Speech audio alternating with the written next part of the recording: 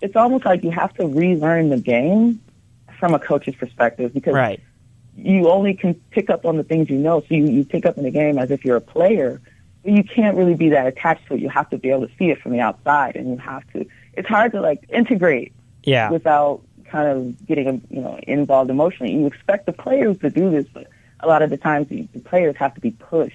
This is like what I'm saying about Fitz. Like I'm not sure, like when it comes down to it, if he'll push the right players to become better, but he'll just kind of like let them feel it out. And I think that same thing happened to Kid, where he's like, well, I was this player, and he played in an era where the best players would just kind of show out, and they didn't need to be pushed. Like it wasn't so much about the pretty boys when he was growing up. Right. But like now, the league, recently within the last 5, 6, 7 years, it's been about the pretty boys, and they need some pushing. Got it. Yeah. I think Fitz, I'm going to disagree a little bit, because I think Fitz will push them to be better. I think over the course of the year, we'll see the team get better. I hope so. That's my hope. That's my Christmas wish list. Yeah. We're going to end this with I call this like the not-so-lightning round. It's kind of like the opposite of Bill Pinto's 150, MSG 150 that he does at halftime. You know how he goes through all of the basketball in 150 seconds? This is like that, but it's not going to take 150 seconds. It's going to take maybe 5 minutes, maybe 15. But it's just a series of questions. And I know you've probably already answered this, but who's your favorite Knicks player of all time? Of all time, though, it's going to have to be Allen Houston. Houston! Okay, so why him? Yes. I grew up in Michigan, moved to New York. He's just like one of those guys that I like the guy. He played with heart. Tyson was a very close second. Really? Very close second, but it's something about Houston. Also, Houston was kind of cute. He's cute. No, it's not about the cuteness. He got some cutie points. When he came to heart, he was the guy. Right. He got some cutie points. That's not something I thought I'd hear on my podcast. Yeah, he's my favorite player because he was kind of cute. I know, it's such a girly answer. Which is so funny because to me, you're like not a girly girl, like, I know.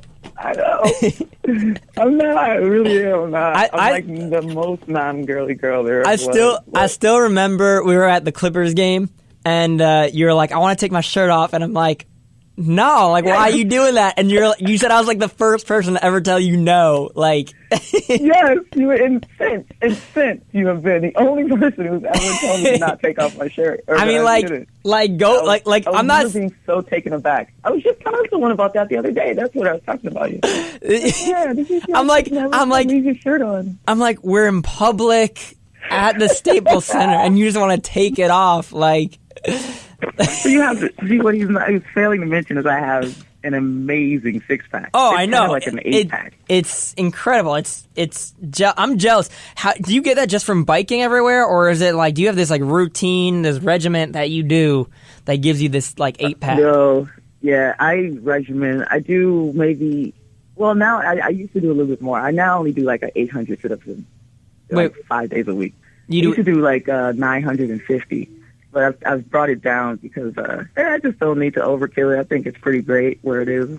Yeah. Because I do like 200 when I wake up, and then I do 200 around lunch, in always different forms because you can pretty much do a sit-up workout just about any way you move your body as long as you're moving from the thoracic area. And I do 200 like around a dinner time or something, and then another 200 right before I go to sleep. Man, that's nuts. Okay, so your favorite player of all time was Allen Houston. Who is your least favorite Knick? I should have mentioned this earlier, but when I say Knick, it could be a player, but it could also be a coach, a member of the staff. I mean, you were a part of that staff. You don't have to give me like, I didn't like Claire in marketing or something. Like, not like that. But like a known staff was great. But like a known, like any staff, or it doesn't just have to be a player. If I'm being honest, I would have to say Spreewell. I hate you. I hate you so much right now. I have to say it because he was bad for the team. No, he wasn't. No. He was bad for the team. He was in the wrong mindset. Like, he was great. I love him as a player, but not as a Knick. He's my favorite Knick. What? Yeah, because when I was a kid, it was the tomahawk dunks. It was the intensity, the ferocity that he played with. It was just so electrifying. The way he scored, probably the cornrows had something to do with it. He was just a beast. It's great when you're a fan. It's not great to be a player with that, though. You don't never know when he's going to go off. And it's funny because my favorite player in the entire, I would have to say, league before he was playing, I use loosely for the Knicks, was Rasheed Wallace. I still don't consider him.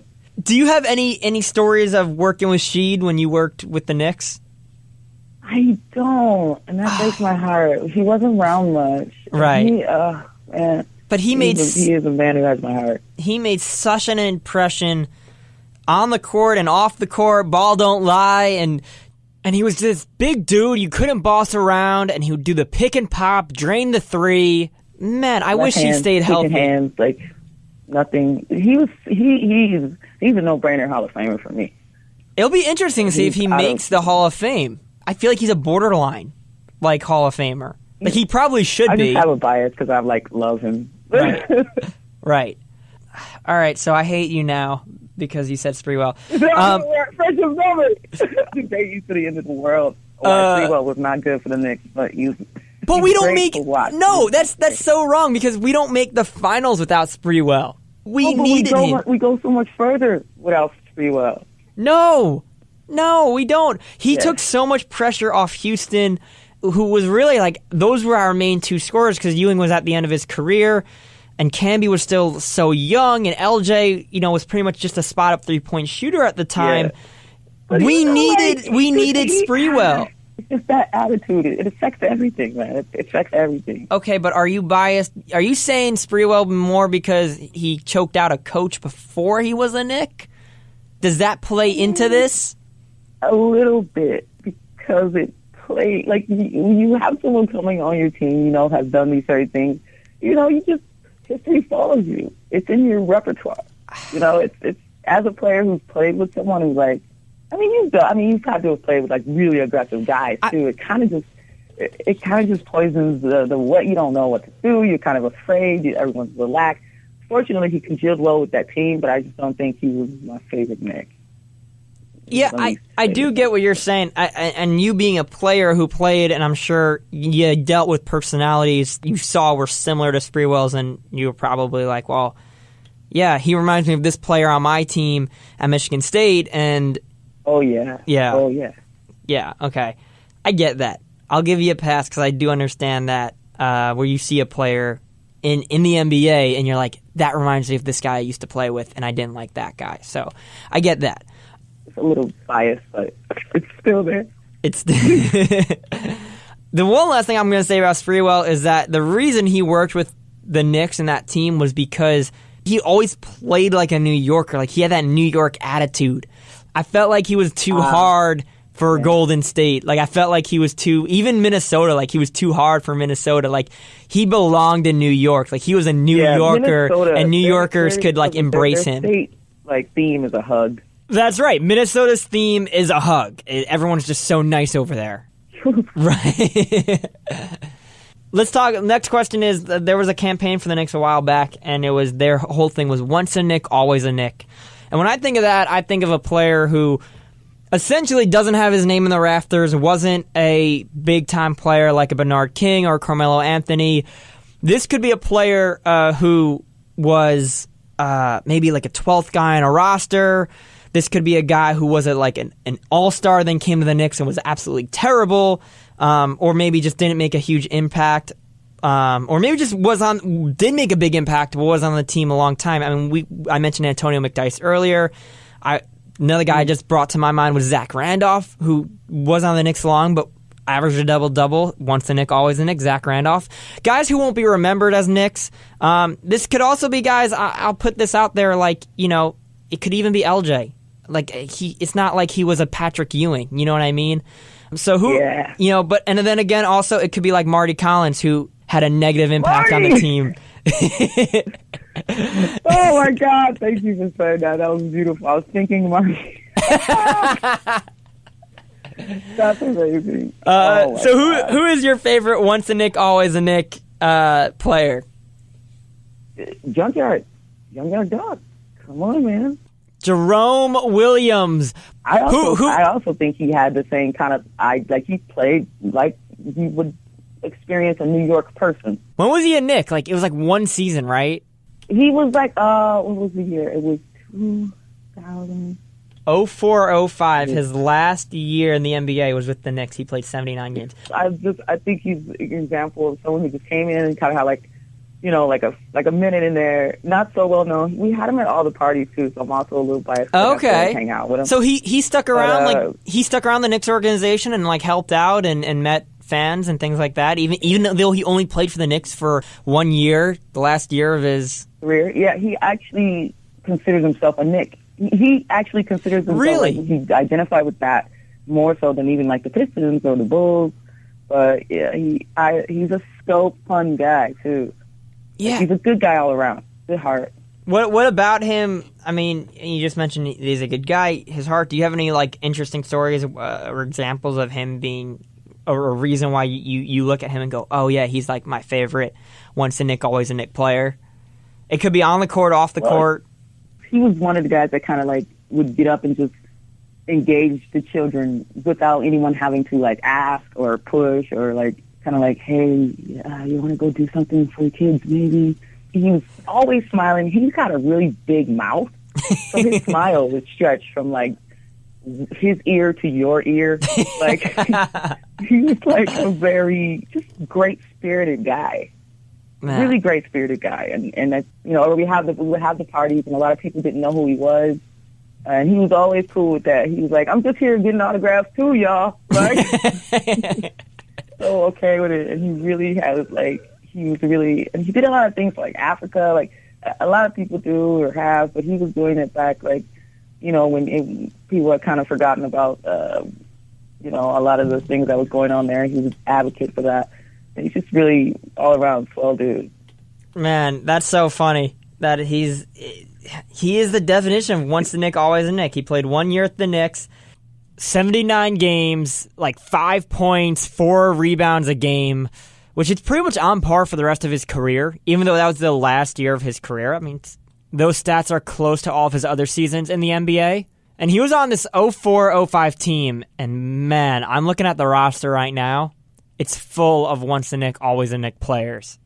This is going to be a trip. This was when we had Stephon Marbury and Jamal Crawford as the most selfish backcourt of all time. Oh my God. And that's saying something. I know. I mean, look, I think it's more of the eye test. Like, Marbury averaged 8 assists that year, and actually Crawford averaged 4.3. Like, okay. But I still always remember them as just being the guys who took every shot, every possession.